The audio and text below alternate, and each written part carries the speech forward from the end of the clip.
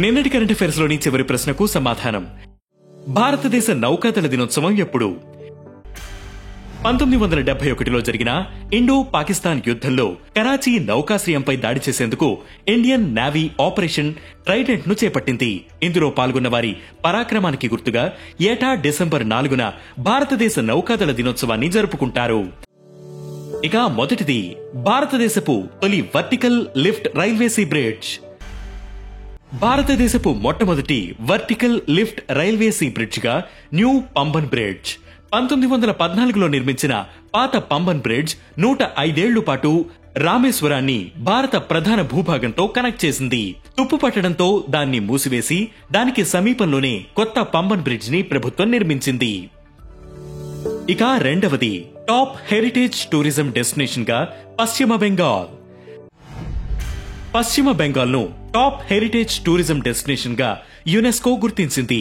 ఈ గుర్తింపు పర్యాటక రంగాన్ని మరింత అభివృద్ధి చేయడమే కాకుండా రాష్ట్రంలో ఉపాధి సృష్టిస్తుందని బెంగాల్ ముఖ్యమంత్రి మమతా బెనర్జీ ఈ సందర్భంగా అన్నారు. ఇక మూడవది చెన్నైలో world maritime technology conference 2024. December 4 నుంచి 6 వరకు చెన్నైలో వరల్డ్ మారిటైమ్ టెక్నాలజీ కాన్ఫరెన్స్ 2024 జరుగుతోంది. ఈ కార్యక్రమానికి director general of shipping Shyam Jagannathan గౌరవ అతిథిగా హాజరు కానున్నారు. 300 మందికి పైగా గ్లోబల్ డెలిగేట్స్ ఈ కాన్ఫరెన్స్ లో పాల్గొన్నారు. ఇక నాలుగవది అంటార్కిటికాలో చైనా వాతావరణ పర్యవేక్షణ కేంద్రం. తూర్పు అంటార్కిటికాలోని లార్స్మన్ హిల్స్ లో ఉన్న Zhongshan national atmospheric background station China తన మొదటి వాతావరణ పర్యవేక్షణ కేంద్రాన్ని ప్రారంభించింది. వాతావరణ మార్పులపై విలువైన డేటాను అందించడం దీని లక్ష్యం.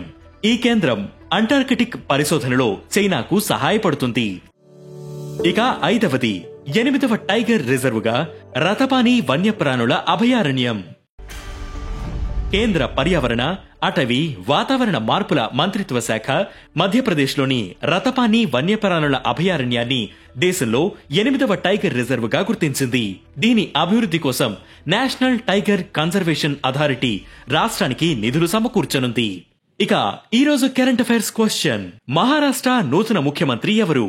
ఈ ప్రశ్నకు సమాధానం మీరే కామెంట్ చేయండి.